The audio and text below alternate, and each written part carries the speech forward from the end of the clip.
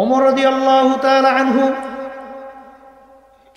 রাস্তার ভিতরে হাঁটে, পথের ভিতরে পোয়াল ছিলেন তো, আমরা বরিশালের বলে নাড়াকুটা, আর আপনারা বলেন পোয়াল, বুঝছেন তো?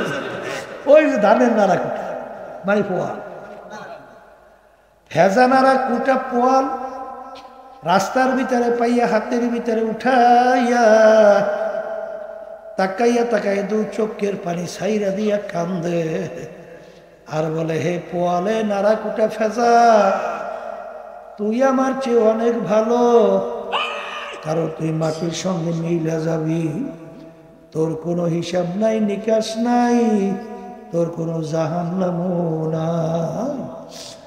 আর আমি ওমর মানুষ, কিয়ামতের ময়দান আমার মালিকের সামনে দাঁড়াইয়া হিসাব দেওয়া লাগবে। ও পোয়ালো নাড়াকুটা ফেজা,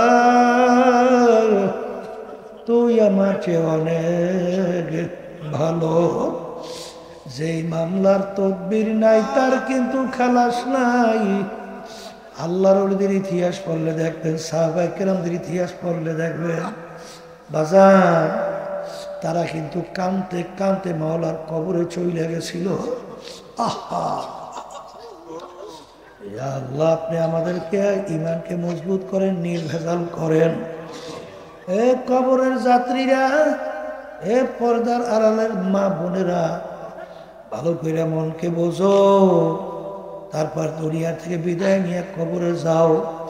ফাতেমা রাদিয়াল্লাহু তাআলা আনহা ইন্তেকালের আগে ওসিয়াত করলো যে আমাকে দাফন জানাজা করাবা, লোকজন যেন কেউ না দেখে, কারণ আমি ফাতেমা কতটুকু লম্বা, কতটুকু খাটো, এইটা যেন পরপুরুষ না দেখে, এই জন্য আমাকে গোপনে তোমার অন্ধকারে তারপর দাফন করবা।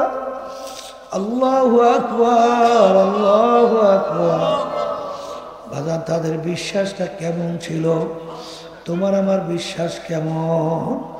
এক শ্রেণী আমার বাজানরা, পর্দালে মা বোনেরা, তাদের ইমানের অবস্থায় এই আখিরাত আল্লাহকেও খুশি রাখবে, দুনিয়াকেও খুশি রাখবে। অর্থাৎ দুনিয়ার দলের মানব রচিত কুফরি তন্ত্র মন্ত্র সেই নেতা নেত্রীদেরকেও খুশি রাখবে, আবার মসজিদে যাইয়া নামাজ পড়ে আল্লাহকেও খুশি রাখবে। কিন্তু বাজান, তোমার চিন্তা ভুল।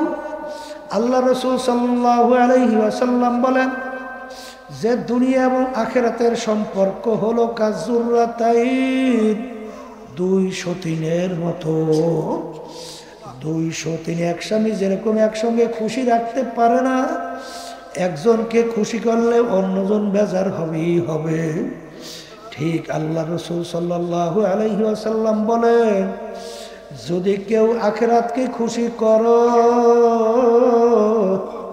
দুনিয়া বেজার হবে হবে। আবার কেউ যদি দুনিয়াকে খুশি করে, আখিরাত বেজার হবেই হবে। একসঙ্গে দুটোটাকে খুশি রাখা যায় না। ঘুরে বলেন কথা ঠিক কিনা? একসঙ্গে দুটোটাকে খুশি রাখা যায় না। আমার দাদা রাহমাতুল্লাহি আলাইহি বলতেন, বাজার, আব্বাজানের মুখে শুনছিলাম যে তোমার মৌতের সময় ঈমান নিয়ে কবরে যাইতে পারবা কিনা, আর তুমি কিয়ামতের ময়দানে প্রথম চলে বেহেশতে যাইতে পারবা কিনা, না কিছুদিন জাহান্নামের আগুনে ভুইগা তারপর বেহেশতে যাওয়া। কিভাবে বুঝবা? দুনিয়ার ভিতরে তোমার দুইটা কাজ সামনে আসছে, একটা দুনিয়ার গুরুত্বপূর্ণ কাজ, ওদিকে নামাজেরও সময় যায়। এখন তোমার পরীক্ষা, তুমি কি আখিরাতের নামাজের কাজটা আগে সারলা, না তুমি দুনিয়ার কাজটা আগে করলা? যেইটাকে তুমি অগ্রাধিকার দিবা, মনে রাখো কিয়ামতের ময়দানে কিছু জাহান্নামের আগুনে ভুইগে তারপর বেহেশতে যাওয়া লাগে নাকি? আর যারা ওই সময় নামাজকে অগ্রাধিকার দিয়ে নামাজ আদায় করবে, তারপর দুনিয়ার কাজ করবে, আল্লাহর ফজল করবে, আশা করা যায় কিয়ামতের ময়দানে প্রথম চোটে মাওলার বেহেশতে চলে যাবে। এই দুনিয়ার পাগল আমার বাবারা, এই আলোচনার মাধ্যমে কেউ আবার বুঝেন না হুজুর তাহলে দুনিয়া বুঝি কামাই করাই যাবে না? না বাজান, হালাল রেজেক কামাই করাও কিন্তু ফরজ। বলেন হালাল রেজেক কামাই করা কি? আল্লাহ রাব্বুল আলামিন কোরআনুল কারীমের ভিতরে বলছেন, ফাইদা কুদিয়াতিস সালাতু ফান্তাশিরু ফিল আরদ ওয়াবতাগু মিন ফাদলিল্লাহ ওয়াযকুরুল্লাহা কাসীরা। আল্লাহ রাব্বুল আলামিন এখানে নামাজ আদায় করার পরে বলতেছে, দেরি না কইরা তোমার জমিনের মধ্যে নামো। কেন? জমিনের ভিতরে নামবা হালাল রিজিক কামাই করার জন্যে, কিন্তু ওই রিজিক কামাই করার মধ্যে আযকুরুল্লাহ কাসীরা, ওই কামাই রোজগারের মধ্যেও আমার স্মরণ বেশি বেশি পরিমাণে করবা। এই বেশি বেশি পরিমাণে কর না, দোকানদারি করবা। ওই দোকানদারির ভিতরে যখন মাপ দেবা তখন কার স্মরণ? আবার ধরে আল্লাহর বান্দা স্মরণ বোঝেন নাই? বুঝছেন যে আমার মাপে যদি কম হয় তাহলে তো আমার জাহান্নামের আগুনে যেতে হবে। তখন স্মরণ কার? তখন ওই বন্দার বান্দি, আল্লাহর বান্দা বান্দি তখন মাপে কম দিতে পারবে, ভেজাল দিতে পারবে, তখন অন্যের জমি ঠেলতে পারবে, কিছু পারবে? কারণ স্মরণ কার? ওয়াযকুরুল্লাহ কাসীরা, আমার স্মরণ বেশি বেশি পরিমাণে করবা। ঠিক আমার বাজানদেরকে বলবো, এক শ্রেণী আমার বাজানরা আছে কামাই রোজগার বাদ দিয়া, সংসারাদি বাদ দিয়া, ছেলে সন্তান বাদ দিয়া জঙ্গলে ইবাদত করবে, এই চিন্তায় চলে না। নামি গুয়াম কে আজ দুনিয়া জুদা বাস, বাহার কারে কে বাসিবা খোদাবাস। আমার মালিক তোমাকে আমাকে বলে নাই যে সমস্ত দুনিয়ার কাজকর্ম ফেলাইয়া রাইখা কামাই রোজগার বাদ দিয়া জঙ্গলে যাইয়া শুধু আমার ইবাদত করো। এটা কিন্তু আমার মালিক তোমাকে আমাকে হুকুম করেন নাই। আমার মালিক বলছেন বিবাহ শাদীও করা লাগবে, বাচ্চা গাছি আল্লাহর ফজলে থাকবে, সব ব্যবসা বাণিজ্য থাকবে, কিন্তু ওর মধ্যেও আমার জিকির বেশি বেশি করবা। এই জন্য আমার ভাইদেরকে বলবো, পর্দারে মা বোনদেরকে বলবো, বাজার দুনিয়া কিন্তু ক্ষণস্থায়ী, আখিরাত হলো স্থায়ী। বড় লোক আমার বাবারা, ধনী আমার বাবারা, শিক্ষিত আমার বাবারা, ক্ষমতা সম্পন্ন আমার বাবারা, ভালো করে মনকে বুঝাও, তারপর কবরে রওনা করো। দুনিয়া কিন্তু শান্তির জায়গা না, কেউ শান্তি পায় না, কেউ কোনোদিন পাবে না। বাজার দুনিয়ায় কেউ কোনোদিন থাকে না, কেউ কোনোদিন থাকতেও পারবে না। আসলে দুনিয়ার জিন্দিগিটা কয়দিন। কিয়ামতের ময়দানে একজন আরেকজনকে জিজ্ঞাসা করবে, হে আমার ভাই কাম লাবিসনা, আমরা দুনিয়ার ভিতরে কতদিন ছিলাম? একজন আবার লাবিসনা ইয়াউমান আও বা'দা ইয়াউম, আমার কাছে মনে হয় একদিন অথবা একদিনের কিছু অংশ ছিলাম। আর একজন বলবেন না না না, আমার তো মনে হয় ঘরের এক দরজার থেকে ঢুকলাম, অন্য দরজা থেকে বের হইয়া আসলাম। ফাসআলিল আদিন, যারা হিসাব রাখছে তাদের কাছে জিজ্ঞাসা করো। আমার কাছে তো মনে হয় দরজার এক দরজা থেকে ঢুকলাম, অন্য দরজা থেকে বের হয়ে আসলাম। আমার বাজাররা, কবরের যাত্রীরা, যার যত বয়স হয়ে গেল পিছনের দিকে তাকাইয়া দেখো, মনে হয় যেন সব কালকের ঘটনা। কোথার থেকে রাত্র গেল, কোথার থেকে দিন গেল, কোথার থেকে সপ্তাহ গেল, মাস গেল, বছর গেল, যুগ গেল গেল। আয়নার সামনে যখন চেহারার দিকে তাকাই, দেখি কাঁচা দাড়িগুলো পাইকা সাদা হয়ে গেল। আরে সেদিন কেন ল্যাংটোয়া দৌড়দৌড়ি করলাম, এখন নানা, আরে বাচ্চা নাতি, নানা নাতি নত করে নানা হয়ে গেলাম, দাদা হয়ে গেলাম। আরে কত লোক নিয়ে একসঙ্গে বাজার করলাম, 4 টেবিলে চা খাইলাম, আল্লাহ গল্পের টেবিলে গল্প করলাম। এখন বাজারে যাইয়া দেখি সেই লোকগুলোকে আর বাজারে দেখা যায় না, গল্পের টেবিলেও নাই, 4 টেবিলেও নাই। কার কখন কোন সময় কিভাবে জীবনটা গেল বাজার টেরি করতে পারলাম না। এর ভিতরে আমার কিতাবে বইতে কোনো ভুল নাই, পারছে লিখতে? বরঞ্চ লেখক লেখে আমার বই কিতাবের ভিতরে ভুল পেলে দয়া করে জানাবেন, পরবর্তী সংস্করণে আমি সংশোধন করব। একটাই কিতাব দুনিয়ার ভিতরে যার শুরুতে লেখা আছে যালিকাল কিতাব লা রাইবা ফীহ। এই যে কিতাব দেখো, এর ভিতরে ভুল সন্দেহ বলতে কিছু নাই। আমি আমার ভাইদেরকে বলবো, প্রায় 1500 বছর হয়ে গেল কোরআনুল কারীম নাযিল হয়েছে। আরবের কাফেরেরা আরবি ভাষী ছিল, তারা আরবি বুঝতো না। আর কোরআনুল কারীমের ভাষা কি? আরবি। তাহলে তারা কোরআনুল কারীম বুঝতো, ঠিক কিনা? তাহলে তারা কি কোরআনুল কারীমে ভুল বের করতে পারছিল? পারে নাই। এই 1500 বছরের মধ্যে বহুত ইসলামের শত্রু দুনিয়া থেকে বিদায় নিয়ে কবরে যায় না? বহুত বৈজ্ঞানিক বিভিন্ন আবিষ্কার করে নাই? তারা কি কোরআনুল কারীমে ভুল বের করতে পারছে? আচ্ছা, তারা পারে নাই। বর্তমানে বৈজ্ঞানিক দার্শনিক অনেক বড় বড় পান্ডিত আছে না নাই? তারা কি ভুল বের করতে পারছে? কোরআনুল কারীমে এখনো চ্যালেঞ্জের আয়াত আছে না? না নাই? তাহলে একটা ভুল যদি কেউ বের করতে পারে, তাহলে আমাদের কথা আর থাকবে? কথা বলেন না কেন? মুসলমানরা আর বুক ফুড়ে গলা টান করে দুনিয়ায় বাঁচতে পারবে? কিন্তু আজ পর্যন্ত কেউ পারছে? বরঞ্চ যারাই কোরআনুল কারীম নিয়ে রিসার্চ করে তারাই কালিমা পড়ে মুসলমান হয়ে যায়। এরকম একটা দুইটা ঘটনা, হাজার হাজার লক্ষ লক্ষ ঘটনা। কথা ঠিক কিনা? প্রায় উদাহরণ দিয়ে বলি, আমাদের পাশের রাষ্ট্র ভারত, শিব শক্তি মহারাজ অনেকগুলো ভাষায় তার ডক্টরেট ডিগ্রি, 12 ভাষার উপরে পাণ্ডিত্য অর্জন করছে। শিক্ষার দিক থেকে দুনিয়ার শিক্ষায় বলতে গেলে একেবারে প্রথম কাতারের। এই তার শিক্ষা যোগ্যতা। সম্মানের দিক থেকে কোটি কোটি হিন্দু তাকে ধর্মীয় ভগবান মাইনা তার সামনে হাত জোর করে নমস্কার দেন। শত শত কোটি টাকার মালিক ছিল, বৃদ্ধাশ্রম সহ প্রায় 3টা আশ্রমের মালিক। কিন্তু তিনি চিন্তা করছিলেন যে সৃষ্টিকর্তা একজন, মানুষের জন্য নিয়ম হবেও একটা, আর দুনিয়াটা হলো ক্ষণস্থায়ী, আখিরাত হলো স্থায়ী।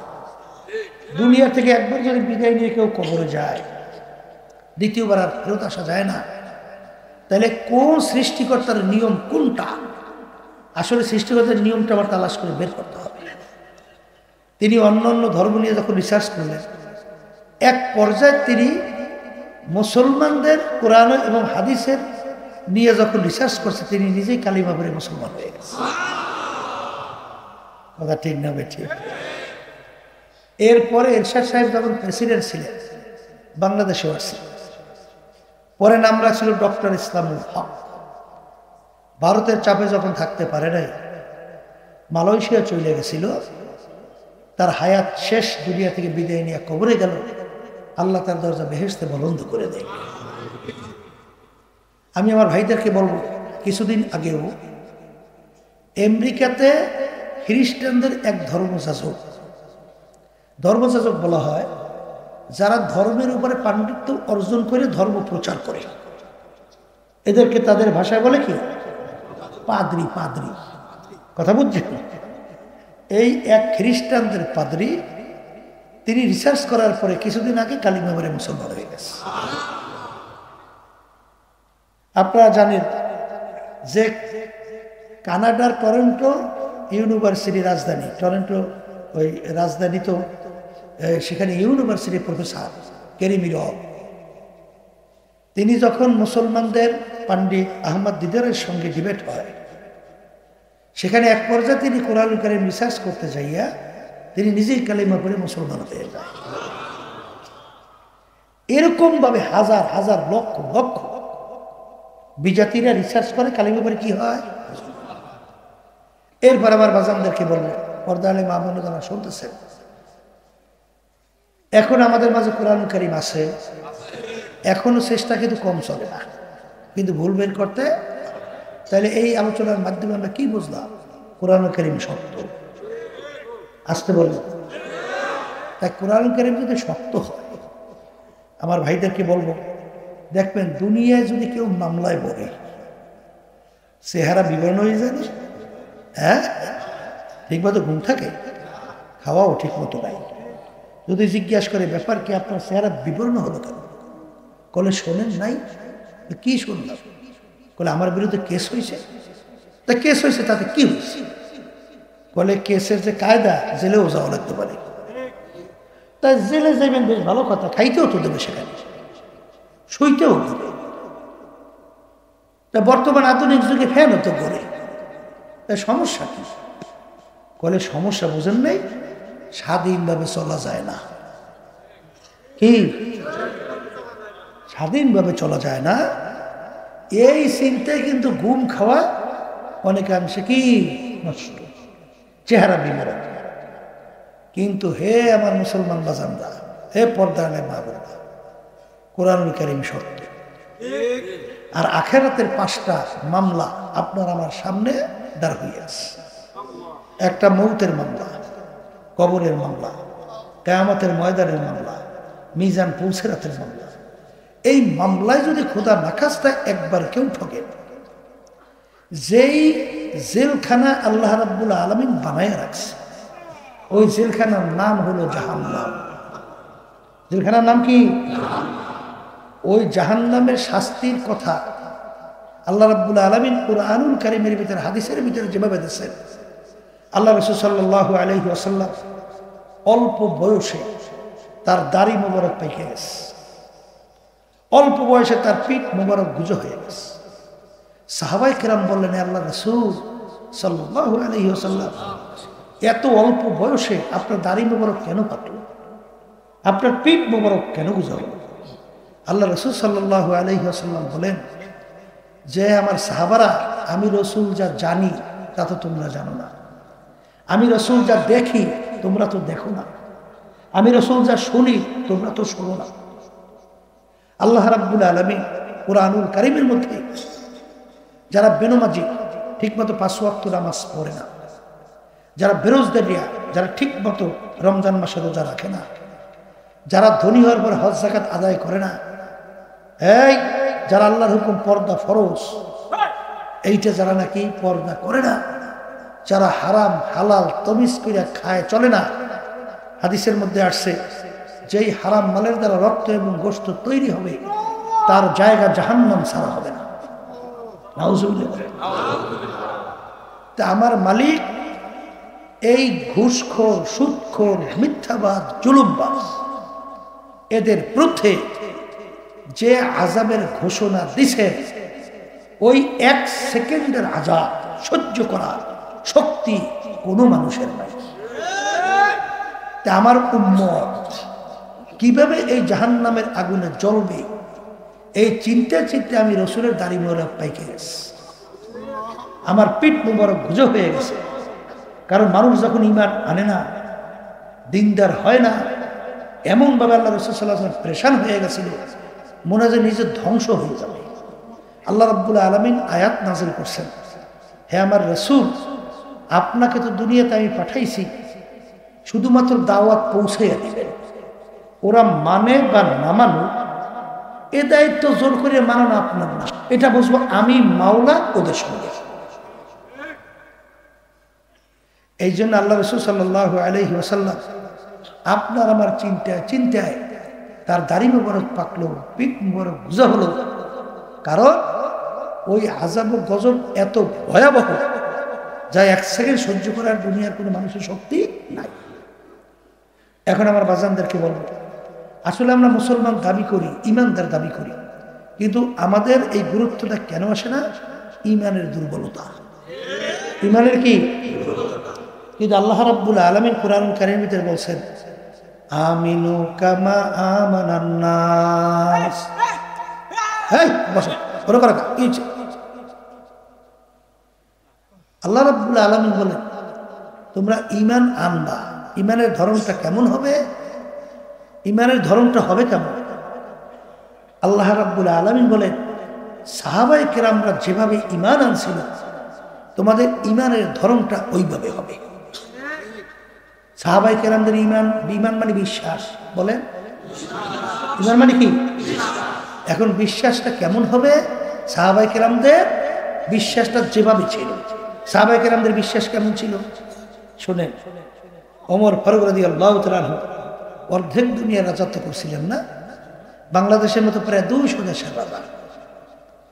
তাদের ঈমান বিশ্বাসটা কেমন ছিল খেয়াল করে। নীল নদী প্রতি বছর একটা সময় শুকিয়ে যেত। নিয়ম ছিল একটা যুবতী সুন্দরী মেয়েকে যদি নীল নদীর ভিতরে জবাই করা হতো তাহলে পানি আসতো।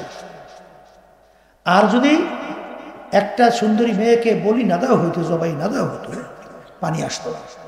আর নীল নদীর পানি এত গুরুত্ব, ওই পানি খাইয়ে মানুষ বাঁচত, ওই পানি দিয়ে ফসল হয়, ওই ফসল খাইয়ে মানুষ বাঁচে।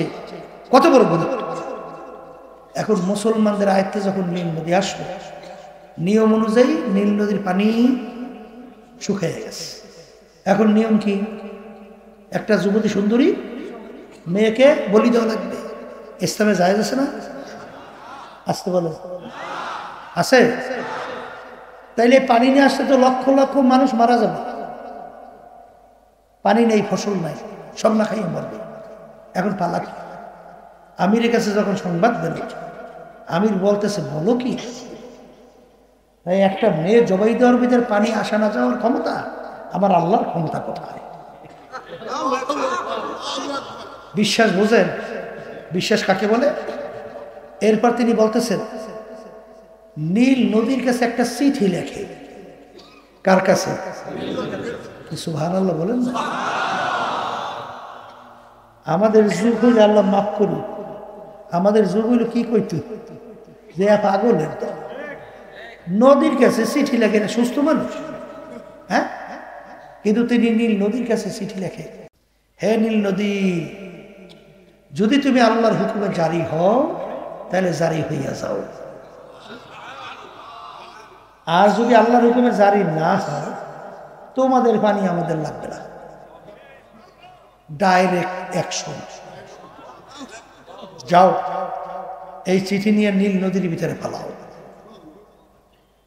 চিঠি নদীর ভিতরে ফালাইতে কথার কথা দেরি, চিঠি পড়ার সঙ্গে সঙ্গে পানি এসে পুরাপুরি নীল নদী পরিপূর্ণ। ওই যে নীল নদী পানি ভরছে, আজ পর্যন্ত আর শুকায় নাই। এর নাম হলো ঈমান। আবার বলেন, এর নাম কি? এর নাম হলো ঈমান। আপনারা জানেন নবীর একদল সাহাবা যখন লোকদের কাছে ইসলামের দাওয়াত দিতে গেল, এলাকার লোক এত খারাপ, দাওয়াত তো গ্রহণ করেই না, বরঞ্চ তারা একটু বসবে, রাত্রি যাপন করবে, জাগাও দেয় নাই। এখন রাত্রে যাবে কোথায়? সাহাবায়ে কেরামদের জামাতের আমির সিদ্ধান্ত নিল যে আজকে রাত্রে আমরা জঙ্গলের ভিতরে রাত্রি যাপন করব। কির মধ্যে? আর কেমন জঙ্গল বোঝে? যে এই জঙ্গলের ভিতরে বাঘ, সিংহ, হিংস্র প্রাণী অভাব নাই, বিষাক্ত সাপেরও অভাব নাই। যখন মুসলমানদের জামাত ওই জঙ্গলে ঢুকতেছে, তখন এই কাফের দলেরা বলতেছে, দেখছো, শুনছি মুসলমান যা পাগল, আসলেই তো পাগল। এই জঙ্গলের ভিতরে ঢুকবে, একজনকে তো জ্যান্ত তালাশ করে পাওয়া যাবে, সব তো মানে হিংস্র প্রাণী সব মেরে ফেলবে, ঠিক না? সাহাবায়ে কেরামদের জামাত যখন জঙ্গলে ঢুকলো, দুইকে আমির জঙ্গলা পশু পাখিকে লক্ষ্য কইরা বক্তব্য দেয়। তাদেরকে জঙ্গলা পশু পাখি বক্তব্য দেয়, হে জঙ্গলা পশু পাখি, আমরা নবীর একদল সাহাবারা আসছি, আজকে আমরা রাত্রে এখানে যাপন করব, তোমরা এখান থেকে সরিয়ে যাও।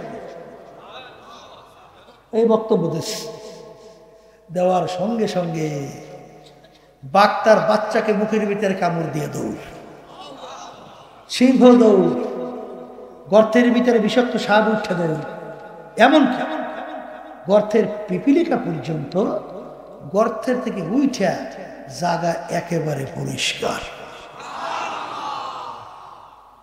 এই ছিল তাদের ঈমান, এই ছিল ঈমান, এই ছিল তাদের বিশ্বাস। তাদের বিশ্বাস কেমন ছিল আর আপনার আমার অবস্থা কি? আর আল্লাহ তো বলছেন সেই ধরনের ঈমান আনো, বিশ্বাস সেইভাবে। আবু বকর সিদ্দিক রাদিয়াল্লাহু তাআলা গোলাম আজাদ করে দিয়ে বছর খাদ্য নিয়ে আসতে বলে, খাদ্য নিয়ে আসো। মাঝে মাঝে গোলাম খাদ্য নিয়ে আসে, জিজ্ঞেস করে কিভাবে কামাই করছে। যখন দেখতেন হালাল তিনি খাইতেন। একদিন পেটেও বড় ক্ষুধা, গোলাম খাদ্যও নিয়ে আসছে, জিজ্ঞেস না করে খাইয়ে ফেলছে। গোলাম বলতেছে, হুজুর আপনি না জিজ্ঞেস করে খাইলেন? বাজান তুমি তো সবসময় হালাল উপায়ই আনো, আজকে পেটেও বড় ক্ষুধা, তা মনে করছে হালাল উপায়ই তো আনছো, এই জন্য খাইয়ে ফেলছি, বলো তুমি কিভাবে কামাই করছো? তখন গোলাম বলতেছে, হুজুর আমি যখন কাফের ছিলাম, জাদুবিদ্যার মাধ্যমে একটা লোককে তদবির করছিলাম, ওই লোকটার সঙ্গে এখন দেখা, ওই লোকটা ওই তদবির ভালো হয়ে গেছে, ওই ভালোর বিনিময়ে আমাকে এই খাদ্য দিছে। তখন আবু বকর সিদ্দিক রাদিয়াল্লাহু তাআলা বলতেছেন, ইন্না লিল্লাহ, বাবা কি করছো তুমি? তো আমাকে হারাম খাওয়াইছো। কারণ জাদুবিদ্যার মাধ্যমে তদবির করা কামাই সম্পূর্ণ হারাম, তুমি তো আমাকে হারাম খাওয়াইছো। এই কথা বললে তিনি না জাইনা খাইছেন, কি আল্লাহ ধরপাকড় করবে? কেউ যদি না জাইনা করে এটা আল্লাহ ধরবে? তাহলে তিনি তো না জাইনা খাইছেন, এ তো আল্লাহ ধরপাকড় করবে না। কিন্তু এদের গলার ভিতরে আঙ্গুল দেওয়া শুরু করছে। লোকেরা বলে, আপনি তো না জাইনা খাইছেন, পাকস্থলিতে বলতে গেলে খাদ্য চলে গেছে, আপনি নিজেকে কষ্ট দেন কেন? তখন তিনি বলেন, ইমান, ইমান কেমন ইমান? শোনে হে আমার সাথীরা, আল্লাহ রাসূল সাল্লাল্লাহু আলাইহি ওয়াসাল্লাম বলছেন, যেই রক্ত এবং গোশত হারাম মালের দ্বারা তৈরি হবে তার জায়গা জাহান্নাম ছাড়া হবে না। আমি আবু বকর যদি মারাও যাই, তারপর ওই খাদ্য আমার পেটে আমি হজম হতে দেব না, এর আগে আমি দুনিয়া থেকে বিদায় হয়ে চলে যাব। তখন লোকেরা বলে, আমির পেট ভইরা পানি খান, তারপর গলার ভিতরে আঙ্গুল দেন, তখন বমি হবে, পানি ওই বমির সঙ্গে খাদ্য বের হয়ে আসবে।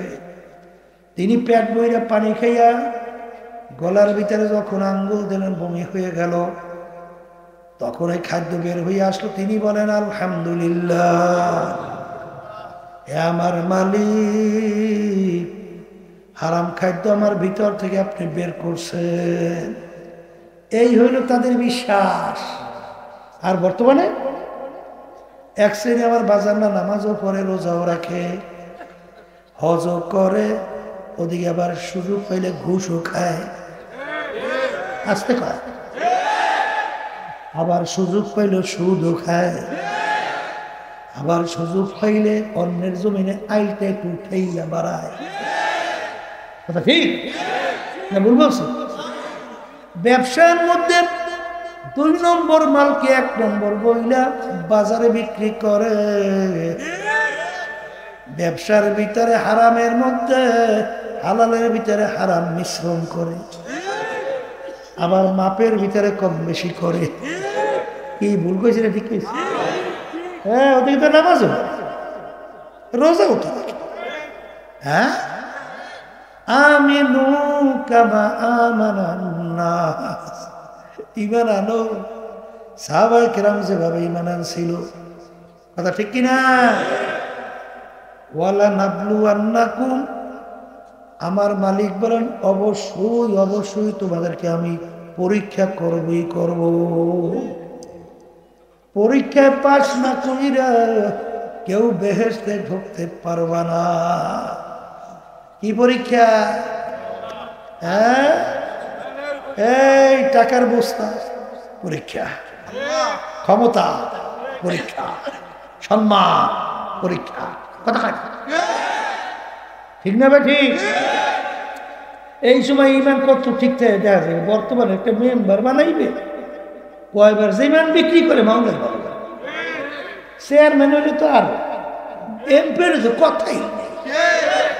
ওর দিয়ে যে কি করতে না পারবে হ্যাঁ আল্লাহ কথা কয়। এই ইমানের অবস্থায় আমার আব্বাজান রহমতুল্লাহি আলাইহি বলতেন যে আসলে কারো ইমান হয়েছে বর্তমানে 10 টাকা, কারো 100, কারো 1000, কারো লক্ষ, কারো কোটি। আর এক শ্রেণী আল্লাহর বান্দা-বান্দী দুনিয়া আছে, তামাম দুনিয়াও যদি তাদের পায়ের উপরে ফেলাই রাখা হয় আল্লাহর কাছে তাদের ইমান বিক্রি হবে না। 10 টাকা কি 10 টাকা পয়রিয়ে পাইছে, ঘোষণা করে ভাই কার 10 টাকা নিয়ে যান, ঠিক না? যেই 100 টাকা পাইছে আর লোভ সামলাইতে পারে না, পকেটের ভিতরে ঢুকেই রাখছে। ইমান 10 টাকা, 10 টাকা সামলাইছে, 100 টাকা সামলাইতে আবার 100 টাকা পাইছে, ঘোষণা করছে কার নিয়ে যান। যেই 1000 টাকা পাইছে আস্তে গোপনে পকেটে, ইমান 100 টাকা। 1000 টাকা ঘোষণা করছে, লক্ষ টাকা পাইছে, সহ্য করতে পারে নাই। লক্ষ টাকা সহ্য করছে, কোটি টাকা পাইছে, সহ্য করতে ওই শুনছি বাংলাদেশের মধ্যে বলে আমাকে সারে মানে অফিসার এ ঘুষ খায় না, একজনে কয় টাকা খায় না, বুঝলেন না কথা না? কয় টাকা খায় না, কথা বলছেন তাইলে একজনের লক্ষ টাকা পাইছে, কার নিয়ে যা, কোটি টাকা পাইছে, সহ্য করতে পারে নাই, ঠিক কিনা? আর এক শ্রেণী আল্লাহর বান্দাবান্দি দুনিয়ার মধ্যে, তামাম দুনিয়াও যদি তাদের পায়ের উপরে ফেলাইয়া রাখা হয় আল্লাহর ফজল করবে, তাদের ইমান বিক্রি হবে না। কারণ কি? কেন হবে না? এই দুনিয়া এবং দুনিয়ার ভিতরে যত সম্পদ, আল্লাহ এবং আল্লাহর রসুলের কাছে কি মূল্য বাজান? আল্লাহর রসুল বলেন যে দুনিয়া জিফাতুন ওয়া তালিবুহা কিলাব, আর দুনিয়া জিফাতুন ওয়া তালিবুহা কিলাব, দুনিয়াটা হইলে একটা মরগের মতো মুর্দা। দুনিয়া কি? আচ্ছা বলেন তো একটা মরার মূল্য কি? কথা কার? একটা মরার মূল্য আছে কি? আছে? পানির ভিতর থেকে একটা মরগ ভাইসা যায়, ওর পিছনে মানুষের দল দৌড়ে না কুত্তার দল? কখন মরগ নদীর কিনারায় আসবে আর সেইটা ভাইরে খাইবে, ঠিক কিনা? এই আল্লাহ রসুল বলতেছেন যে এই দুনিয়া এবং দুনিয়ার যত সম্পদ, এই দুনিয়াটা হলে একটা মরগের মতো মুর্দা। মরগের কোনো মূল্য আছে? তা আল্লাহ বা আল্লাহ রসুলের কাছে আর কোনো মূল্যই নেই। অন্য হাদিসের ভিতরে আল্লাহ রসুল সাল্লাল্লাহু আলাইহি ওয়াসাল্লাম বলেন দুনিয়া এবং দুনিয়ার ভিতরে যত সম্পদ কাব্বাউদাতেন, আল্লাহর কাছে একটা মাছি বা মশা পাকনা আছে না, পাকনা পাকনার মতো। মাছি মশা পাকনার মূল্য আছে কি? আসতে পারে। এই লক্ষ লক্ষ মাছি মশার পাকনা একাত্রিত কইরা যদি বাজারে নিয়ে যান, এই মাছি মশার পাকনা কয় টাকা বিক্রি হয়? হ্যাঁ, কোনো মূল্য আছে? তারপর আল্লাহ রাব্বুল আলামিন উদাহরণ দিলেন কেন? কারণ আল্লাহ সৃষ্টি করছেন 18,000 কম মাসি মাখলুকাত, আর এই মশা মাছিটাও তো আল্লাহর সৃষ্টি। তাই যে একটা জিনিস তৈরি করে ছোট হোক, তার প্রতি তার একটা মায়া থাকে না? বাজান 40,000-এর মতো স্বর্ণ মুদ্রা প্রকাশ্যে আল্লাহ রাস্তায় দান করছিল, শোনেন নাই? আবার 40,000 স্বর্ণ মুদ্রা গোপনে আল্লাহর রাস্তায় দান করলো। কথা বোঝেন? কুরাইশ বংশের লোক, ওদিকে বড় লিডার, শিক্ষিত বড়, আল্লাহ রাস্তায় দান করার পরে বা সব কিছু মূল্যহীন হওয়ার পরে একটা সালার চট গায়ে আর একটা সালার চট পরনে। সালার চট চেনে? এই সালার চট সিদিয়ে গেছে, এখন যে সালার শট কিনে জোড়া দেবে সেই পয়সাও নাই। কি বোঝেন? এই অবস্থায় আল্লাহ রাসূল সাল্লাল্লাহু আলাইহি সাল্লামের দরবারে বসা। এই অবস্থায় আমার মালিকের কাছে বড় পছন্দ হয়ে গেল।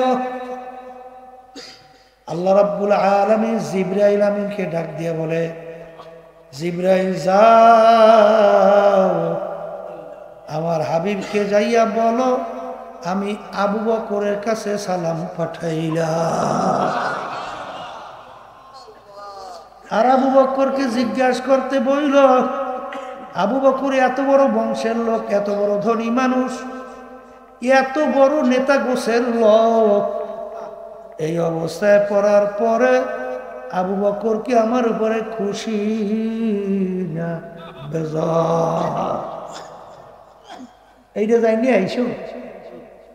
জিবরাইল আলাইহিস সালাতু ওয়াস সালাম আসছে, আইসা বলে আল্লাহর রাসূল আল্লাহ রাব্বুল আলামিন আবু বকরের কাছে সালাম পাঠাইছে আর জিজ্ঞাসা করতে বলছে এই অবস্থায় পড়ার পর আবু বকর মালিকের উপরে খুশি না বেজার আমার মাওলা জানতে চাইছে। আল্লাহ নবী ডাক দিয়া বলে, আবু বকর আমার মালিক তোমার কাছে সালাম পাঠাইছে আর জিজ্ঞাসা করতে বলছে এই অবস্থায় পড়ার পরে মালিকের উপরে খুশি না বেজার আমার মালিক জানতে চাইছে। তিনি দুই চোখের পানি ছাইরা কান্দে আর বলে, ইন্নী লিরাব্বির রাজ, ইন্নী লিরাব্বির রাজ, আমি আমার মাওলার উপরে খুশি, আমি আমার মাওলার উপরে খুশি। এই চিন্তা ভাবনা কইয়া টইয়া কেউ এবার সব দান করে নিশ্চয় বইতে কেউ কথা বোঝেন নাই। যুদ্ধের ব্যাপারে আল্লাহ রাসূল সাল্লাল্লাহু আলাইহি ওয়াসাল্লাম বলেন সহযোগিতা করো। ওমর রাদিয়াল্লাহু তাআলা চিন্তা করলেন যে আবু বকর রাদিয়াল্লাহু তাআলার সঙ্গে নেকের পাল্লা দিয়ে বলে পারেই না, জিততেই যায়। এইবার একটা সুযোগ আসছে, কারণ আল্লাহ রাসূল সাল্লাল্লাহু আলাইহি ওয়াসাল্লাম দান করতে বলছে, তা আল্লাহ আমাকে সম্পদ দিয়েছে বেশি, দানও করবো বেশি, সবও বেশি। আবু বকরের মাল কম, দান করতে পারবে কি কম, সব মিসকে মিসকে হাসে। এই ওমর রাদিয়াল্লাহু তাআলা মাল নিয়ে আসছে প্রায় অর্ধেক, এক জায়গায় রাখছে বিরাট মালের স্তূপ। ওসমান গনি রাদিয়াল্লাহু তাআলা মাল নিয়ে আসছে 3 ব্যাগের প্রায় এক পা, বিরাট মালের স্তূপ। আবু বকর সিদ্দিক রাদিয়াল্লাহু তাআলা মাল নিয়ে আসছে একটা পোকলায় বাঁধিয়ে এক করোনারে পরিবেশ। ওমর রাদিয়াল্লাহু মিসকে মিসকে হাসে। এইবার নাকি পারছে, বুঝেন না? আল্লাহ রাসূল সাল্লাল্লাহু আলাইহি ওয়াসাল্লাম জিজ্ঞাসা করে ওমর, ওসমান, আবু বকর, হে ওমর কি পরিমাণ মাল নিয়ে এসে? হুজুর ফেরে অর্ধেকের মতো ওই মাল, মাশাআল্লাহ অনেক মাল। ওসমান, হুজুর ওই প্রায় 3 ভাগের 1 ভাগ, মাশাআল্লাহ অনেক। আবু বকর তুমি? বলে হুজুর ওই কি পরিমাণ আছে? হে আল্লাহর রাসূল, আমার যত সম্পদ ছিল এমনকি ঘরের নুনের বাটিটাও পর্যন্ত নিয়ে আসছি, কিছু রেখে আসি। এই আবু বকর ঘরের জন্য কি রেখে আসছে? বলে ঘরের জন্য রেখে আসছে আল্লাহ এবং আল্লাহর রাসূলকে। ওমর রাদিয়াল্লাহু তাআলা বলে, আমি খোদার কসম করে বলছি আবু বকরের সঙ্গে নেকের ফল কেউ করবে না। এই কথা শুনিয়ে আবার দান করে সব নিঃস্ব হইবে, ব্যাপার বোঝেন নাই? হাসানাতুল আবরার সাইয়্যাতুল লিল মুকাররাবিন, যারা আল্লাহর নৈকট্যে পৌঁছে যায় আর যারা আল্লাহর নৈকট্যে পৌঁছতে পারে নাই, নেককার নেক কাজ করে, তাদের নেক কাজ যে করে নেককারে নাকি, আর যারা আল্লাহর নৈকট্যে পৌঁছে গেছে ওই নেককারদের নেকি আল্লাহর যারা নৈকট্যে পৌঁছে যারা খাস বান্দা হয়ে যায় তাদের জন্য ওইটাও গুনাহ, তার জন্য ওইটাও কি গুনাহ। এই আপনার আমার অবস্থা তো ওই পর্যন্ত ওই দরজায় পৌঁছতে পারছে পারেন নাই। এই ওয়ালিদ রাদিয়াল্লাহু, খালিদ বিন ওয়ালিদ নাম শুনছেন? রাদিয়াল্লাহু তাআলা।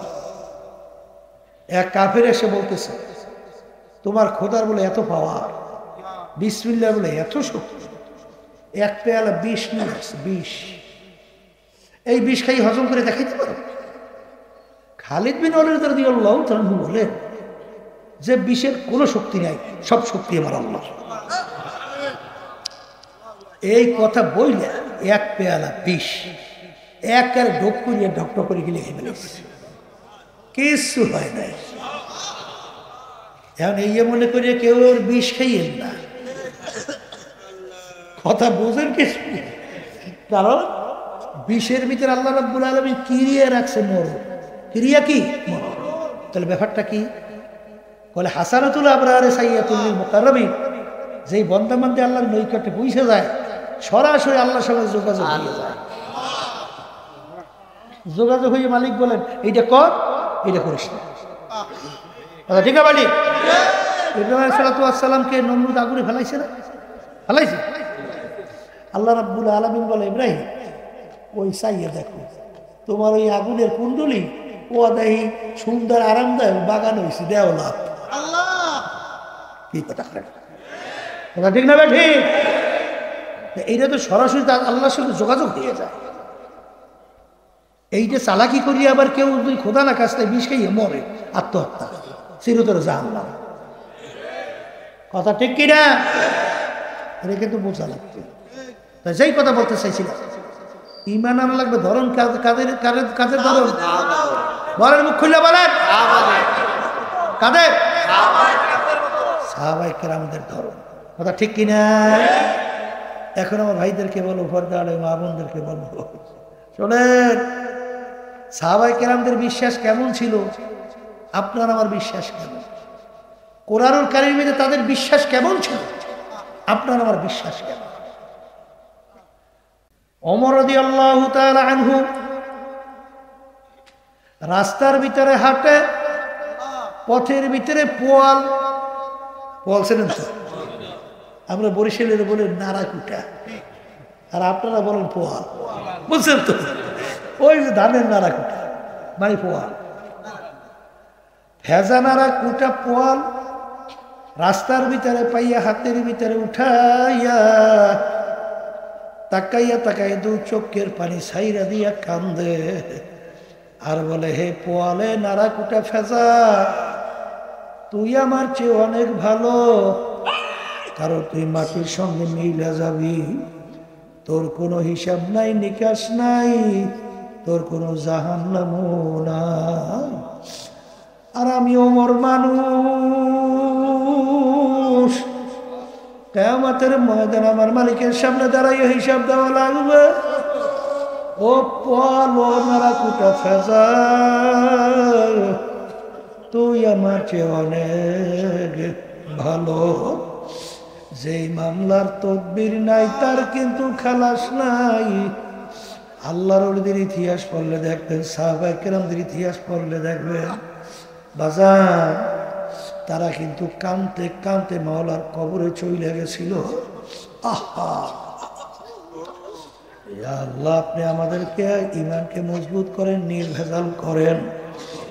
এ কবরের যাত্রীরা, এ পর্দার আড়ালের মা বোনেরা, ভালো করে মনকে বোঝো, তারপর দুনিয়া থেকে বিদায় নিয়ে কবরে যাও।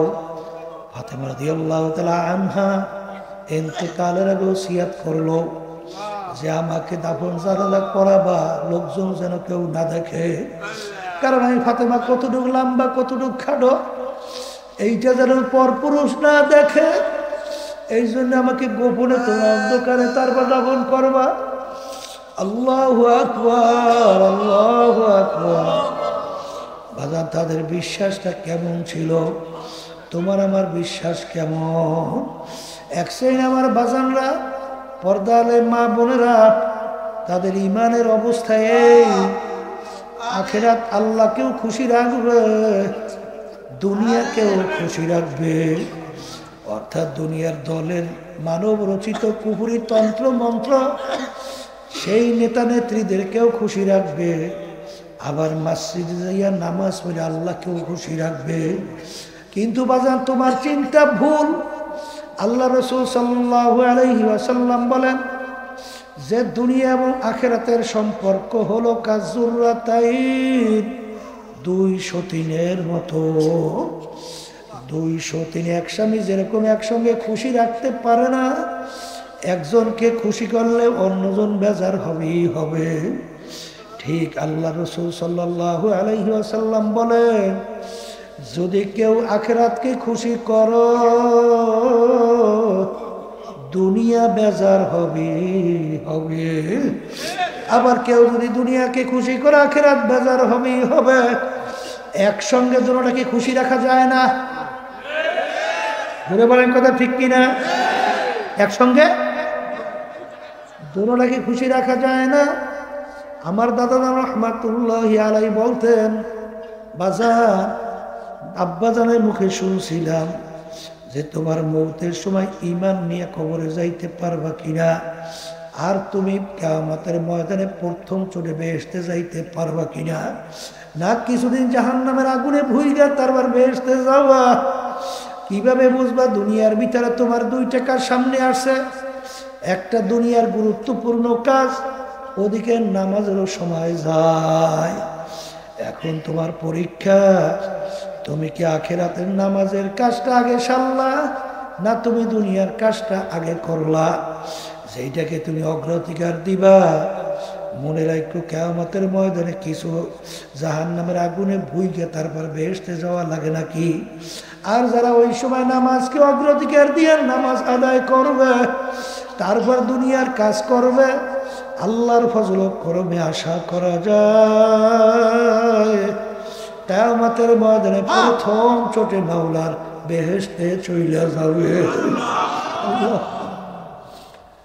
এই দুনিয়ার পাগল আমার বাবারা, এই আলোচনার মাধ্যমে কেউ আবার বুঝছেন না হুজুর তাহলে দুনিয়া বুঝি কামাই করাই যাবে না।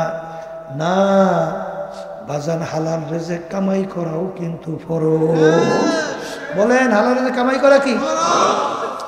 আল্লাহ রাব্বুল আলামিন কোরআনুল কারীমের ভিতরে বলছেন ফাইদা কুদিয়াতিস সালাতু ফান্তাশিরু ফিল আরদ ওয়াবতাগু মিন ফাদলিল্লাহ ওয়াযকুরুল্লাহা কাসীরা। আল্লাহ রাব্বুল আলামিন এখানে নামাজ আদায় করার পরে বলতেছে দেরি না কইরা তোমার জমিনের মধ্যে নামো। কেন? জমিনের ভিতরে নামবা হালাল রিজিক কামাই করার জন্যে। কিন্তু ওই রিজিক কামাই করার মধ্যে আযকুরুল্লাহ কাসীরা, ওই কামাই রোজগারের মধ্যেও আমার স্মরণ বেশি বেশি পরিমাণে করবা। এই বেশি বেশি পরিমাণে কর না। দোকানদারি করবা, ওই দোকানদারির ভিতরে যখন মাপ দেবা তখন কার স্মরণ? আবার ধরে আল্লাহর বান্দা স্মরণ বোঝেন নাই? বুঝছেন যে আমার মাপে যদি কম হয় তাহলে তো আমার জাহান্নামের আগুনে জ্বলতে হবে। তখন স্মরণ কার? তখন ওই বন্দাবান্দি আল্লাহর বন্দাবান্দি তখন মাপে কম দিতে পারবে, ভেজাল দিতে পারবে, তখন অন্যের জমি ঠেলতে পারবে, এই কিছু পারবে? কারণ স্মরণ কার? ওয়াযকুরুল্লাহ কাসীরা, আমার স্মরণ বেশি বেশি পরিমাণে করবা। ঠিক আমার বাজানদেরকে বলবো, এক শ্রেণী আমার বাজানরা আছে কামাই রোজগার বাদ দিয়া, সংসার আদি বাদ দিয়া, ছেলে সন্তান বাদ দিয়া জঙ্গলে ইবাদত করবে, এই চিন্তায় চলে না। নামি গুয়াম কে আজ দুনিয়া জুদা বাস বাহার কারে কে বাসিবা খোদাবাস। আমার মালিক তোমাকে আমাকে বলে নাই যে সমস্ত দুনিয়ার কাজকর্ম ফেলাইয়া রাইখা কামাই রোজগার বাদ দিয়া জঙ্গলে যাইয়া শুধু আমার ইবাদত করো। এটা কিন্তু আমার মালিক তোমাকে আমাকে হুকুম করেন নাই। আমার মালিক বলছেন বিবাহ শাদীও করা লাগবে, বাচ্চা গাছি আল্লাহর ফজলে থাকবে, সব ব্যবসা বাণিজ্য থাকবে, কিন্তু ওর মধ্যেও আমার জিকির বেশি বেশি করবা। এই জন্য আমার ভাইদেরকে বলবো, পর্দারে মা বোনদেরকে বলবো, বাজার দুনিয়া কিন্তু ক্ষণস্থায়ী, আখিরাত হলো স্থায়ী। এ বড় লোক আমার বাবারা, ধনী আমার বাবারা, শিক্ষিত আমার বাবারা, হে ক্ষমতা সম্পন্ন আমার বাবারা, ভালো করে মনকে বুঝাও, তারপর কবরে রওনা করো। দুনিয়া কিন্তু শান্তির জায়গা না, কেউ শান্তি পায় না, কেউ কোনোদিন পাবে না।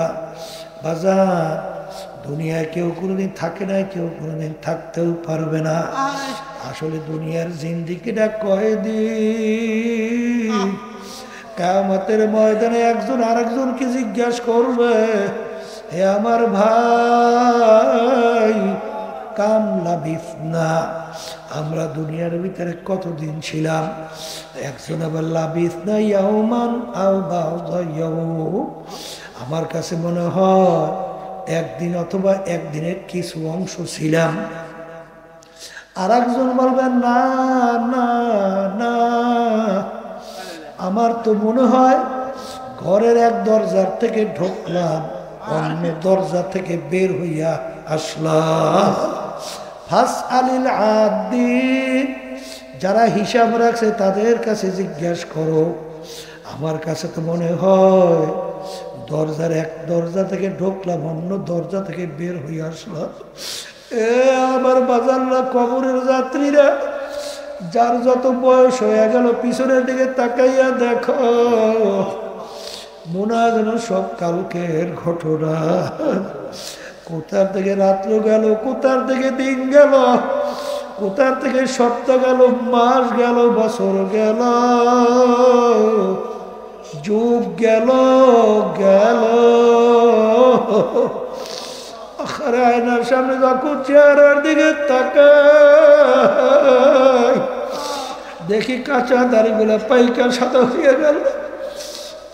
আরে সেদিন কেন ল্যাম্প দৌড়দৌড়ি করলাম, এখন নানা, আরে বাচ্চা নাতি, নানা নাতি নত করে নানা হয়ে গেলাম, দাদা হয়ে গেলাম। আরে কত লোক নিয়ে একসঙ্গে বাজার করলাম, চার টেবিলে চা খাইলাম, আল্লাহ গল্পের টেবিলে গল্প করলাম। এখন বাজারে যাইয়া দেখি সেই লোকগুলোকে আর বাজারে দেখা যায় না, গল্পের টেবিলেও নাই, চায়ের টেবিলেও কার কখন কোন সময় কিভাবে জীবনটা গেল বাজার টেরই করতে পারলাম না। এর ভিতরে একদিন খবর হবে অমুকে আর দুনিয়াতে না। আর এমন একটা ব্যাপার, দুনিয়ার যে কোনো কাজে 5 বারও যদি কেউ ঠগ, আবার ওই কাজের ভিতরে চেষ্টা করলে জিতবার আশা করা যায়। কিন্তু এই কবরের যাত্রীরা একবার যদি খোদা না কাজটা কবরে যাইয়া ঠইগা বসো, আর দ্বিতীয়বার দুনিয়াতে আইসা ফিল কইরা জিতবার কিন্তু আর আশা নাই। এ দুনিয়াদার পাগল আমার বাবারা, কোন দুনিয়ার পিছনে পড়ছ, কোন দুনিয়ার দলের নেতা নেত্রীর পিছনে পড়ছ? বাজারে একটু চক্ষু বন্ধ করে নিরিবিলি মোরাকাবা করো। যারা বিভিন্ন দুনিয়ামুখী মানব রচিত কুফরি তন্ত্র মন্ত্র যারা বাস্তবায়ন করতে চায়, তাদের দলের পিছনে যারা পড়ছ, বাজার আওয়ামী লীগ, বিএনপি, জাতীয় পার্টি, এরা কি এই প্রচলিত গণতন্ত্র বিশ্বাস করে কি করে না? জোরে কও, এইটা তারা বাস্তবায়ন করতে চায় কি চায় না? এই প্রচলিত গণতন্ত্র, এইটার প্রবক্তা কে, এইটার আবিষ্কারক? বাজারে আমেরিকার প্রাক্তন প্রেসিডেন্ট আব্রাহাম লিঙ্কন, তিনি এই প্রাক্তন প্রেসিডেন্ট আব্রাহাম লিঙ্কন এই প্রচলিত গণতন্ত্রের থিওরি দিছিল, government of the people, by the people, for the people. তিনি এক কথায় বোঝাতে চায় সমস্ত ক্ষমতার মালিক জনগণ। সবাই বলেন নাউজুবিল্লাহ। বাজার এই কথা যদি কেউ যাই না শুই না বিশ্বাস করো, তার ইমানের অবস্থা কি? সমস্ত ক্ষমতার মালিক যদি জনগণ, এটা কেউ বিশ্বাস করে, ইমান থাকবে? তার নামাজের মূল্য কি? রোজার মূল্য কি? অন্য ইবাদতের মূল্য কি? কোন মূল্য আছে? আমরা ইমান নেওয়ার সময় কি পড়ছি? খায়রিহি ওয়া শাররিহি মিনাল্লাহি তাআলা। ওয়াল বা'সি বা'দাল মাউত। ভালো মন্দের মালিক আল্লাহ, রিজিক দেওয়ার মালিক আল্লাহ, মারুইনা বাসুইনা মালিক আল্লাহ, আইন দেওয়ার মালিক আল্লাহু আকবার। ঈমান নেওয়ার সময় বললাম আইন দেওয়ার মালিক আল্লাহ, আর এখন স্বীকার করো আইন দেওয়ার মালিক জাতীয় মানুষ।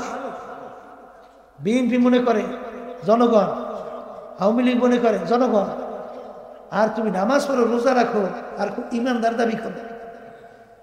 তাআওয়ানু আলাল বিররি ওয়াত তাকওয়া ওয়া লা তাআওয়ানু আলাল ইসমি ওয়াল উদওয়ান। আমার মালিক বলেন তোমরা ভালো কাজের সহযোগিতায় থাকো, অসৎ কাজের বিরোধিতায় থাকো। আমি বলছি না আল্লাহ, আমি বলছি না আল্লাহ। হ্যাঁ, কি করতে পারছি তা জানি না, কি করতে পারছি তা জানি না। সবসময় ওই কথা মনে রাখো বাজান, ইব্রাহিম আলাইহিস সালাতু ওয়াস সালামকে নমরুদ যখন আগুনে ফেলাইল, একটা ব্যাঙ বারবার পানির ভিতরে লাফ দেয়, পানি ঢোক গেলে ওইটা আবার আগুনের দিকে প্রসাব করে। কি দিকে প্রসাব করে? এই ব্যাঙের পানির পরিমাণ কতটুকু? একেবারে অল্প। এতটুক পানি তো আগুনের কাছেও যায় না, আর এতটুক পানি দ্বারা আগুন নেবেও না। ব্যাঙ যখন পানি শেষ হইয়া যায় আবার পানির ভিতরে লাফ দেয়, পানি ঢোক গেলে উইটা আবার আগুনের দিকে প্রসাব করে। জিজ্ঞাসা করে ব্যাঙ এরকম তুমি কেন করো?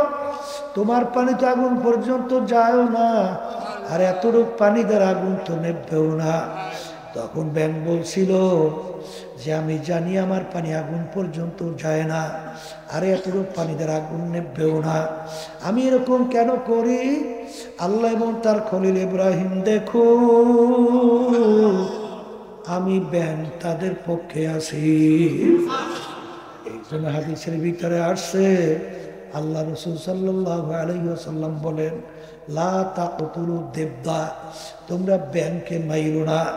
কারণ ব্যাঙ ইব্রাহিম আলাইহিস সালাতু ওয়াস সালামের আগুন নিবাইতে সহযোগিতা করছিল। এই কবরের যাত্রীরা বাজান আমলের ত্রুটির কোনো শেষ নাই, কিন্তু বাজান আমরা ইমানদার মুসলমান, আমাদের থাকা লাগবে আল্লাহর পক্ষে। আসতে কথা কার পক্ষে? আল্লাহর পক্ষে থাকলে তার নীতি আদর্শের নাম কি বলেন? তাহলে তোমার আমার জড়াই থাকা লাগবে ইসলামী নীতি আদর্শের সঙ্গে। কিন্তু বর্তমানে কিন্তু ইসলামের ডাকাইতে ধরছে, কিন্তু ধরছে ডাকাইতে, বুঝেন নাই? ওই একটা কথা আছে, একটা লোকের শখ জাগছে হাতের ভিতরে বাঘ আঁকবে, বাঘ কি আঁকবে? শখ। এখন বাঘ আঁকতে গেছে, এখন যারা বাঘ আঁকে হাত দিয়ে হাতের ভিতরে ফোড়া দেয় না, যেই ফোড়া দেওয়া শুরু করছে চিল্লেই হচ্ছে, ভাই থামেন, ব্যথা ভাই, আপনি কি করতেছে? বলে বাঘের মাথা। বলে বাঘটা থাকবে হাতের মধ্যে, মাথা না থাকলে হবে কি? আর একটা আঁকো। এখন পেয়ারটা খেয়ে হবে, কি আঁকো? বলে পেট। ওটা থাকবে হাতের মধ্যে, পেট না থাকলে হইবে কি? ওরা কি খাইবে?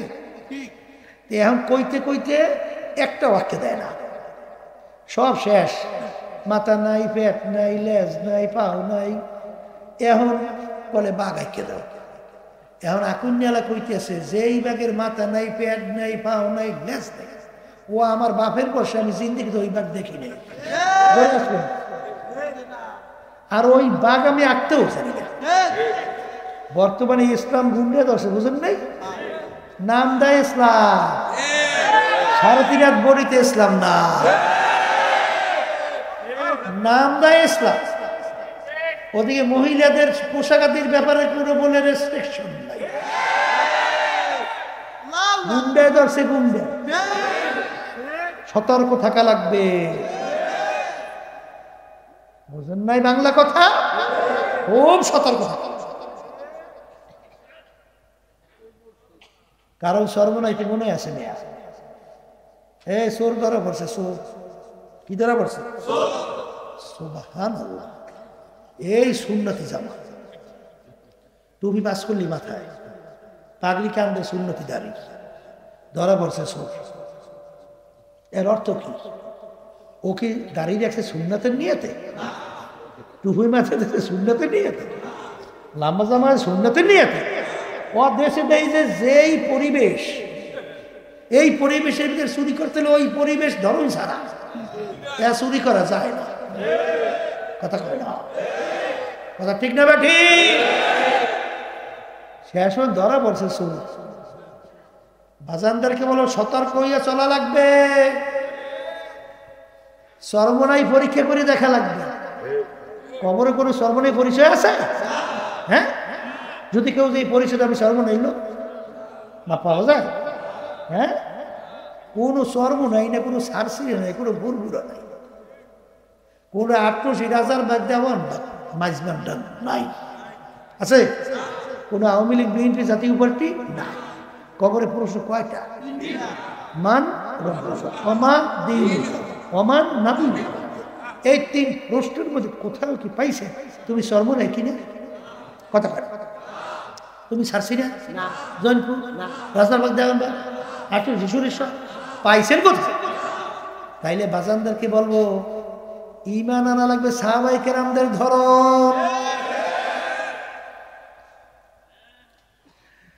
কারণ আল্লাহ রাসূল বলছেন, এ আমার উম্মতের, আমার আগের নবীর উম্মতদের ভিতরে ৭২ দল ছিল, আমার উম্মতদের ভিতরে ৭৩ দল হবে। সহিহ হাদিস মিশকাত শরীফের ভিতরে আসছে, তিরমিজি শরীফের মধ্যে আসছে। আল্লাহ রাসূল সাল্লাল্লাহু আলাইহি ওয়াসাল্লাম বলে, আমার উম্মতে দল কয়টা? বলে, মুখ খুলে বলেন। এই ৭৩ দলের ভিতরে ৭২ দল ধ্বংসপ্রাপ্ত হইয়া জাহান্নামে চইলা যাবে, আর একটা দল শুধুমাত্র নাজাত পাইয়া জান্নাতে চইলা যাবে। সাহাবায়ে কেরাম জিজ্ঞাসা করেন, আল্লাহ রাসূল কোন দল? ৭৩ জন লোক, ৭২ জন ধ্বংসপ্রাপ্ত, একটা লোক নাজাত পেয়ে জান্নাতে। কোন লোকটা নাজাত পেয়ে জান্নাতে যায়? পরিচয়। আল্লাহ রাসূল সাল্লাল্লাহু আলাইহি ওয়াসাল্লাম পরিষ্কার বলেন, মা আনা আলাইহি ওয়া আসহাবি। এই মাপকাঠি আল্লাহ রাসূল সাল্লাল্লাহু আলাইহি ওয়াসাল্লাম, আমি এবং আমার সাহাবারা। বলেন, যেই পথ, যেই মত, যেই নীতি আদর্শ, যেই সুরা সিরা, যেই আকীদার মধ্যে আছে, যারাই এই নিয়মে থাকবে তারাই নাজাত পেয়ে জান্নাতি। সর্বনাই সারসিনা বুঝি না, ৮৮ চন্দ্রপাড়া বুঝি না, মাইজবান্ডার বুঝি না, তাবলিগ জামাত বুঝি না, জামাত ইসলাম বুঝি না, আওয়ামী লীগ বিএনপি জাতীয় পার্টি বুঝি না। আমি বুঝি বাজান, আমার কবরে আমি যাব, তোমার কবরে তুমি যাবা। তোমার কবরের প্রশ্নের উত্তর তুমি দিবা, আমার কবরের প্রশ্নের উত্তর আমি দেব। বাজান, খোদা না কাজটা যদি তোমার কবর জাহান্নামের আগুনে এসে ভইরা যায়, তখন তোমার দল, তোমার দলের নেতা নেত্রী ওই আযাব কিন্তু ভাগে তার জন্য যাবে না, সব তোমাকে ভোগ করতে হবে। এই জন্য বাজান সবসময় মনে রাখো, আল্লাহ রাসূল তার কলিজার টুকরা সন্তান ফাতেমা রাদিয়াল্লাহু তাআলা আনহা তাকে ইঙ্গিত করে বলছিলেন, ইয়া ফাতেমা তুনকিজি নাফসাকে মিনান নার। এই ফাতেমা, দুনিয়া থাকা অবস্থায় নিজে আমল করো, জাহান্নামের আগুন থেকে বাঁচো। এরপরে অন্ধকার কবরে যাইয়া শো। ফাতেমা যদি কবরে পরিচয় দাও, আমি আখিরি জামানার নবীর মেয়ে, এই পরিচয় কবরে কোনো কাজ হবে না। এই কবরের যাত্রীরা আল্লাহ রাসূল সাল্লাল্লাহু আলাইহি ওয়াসাল্লাম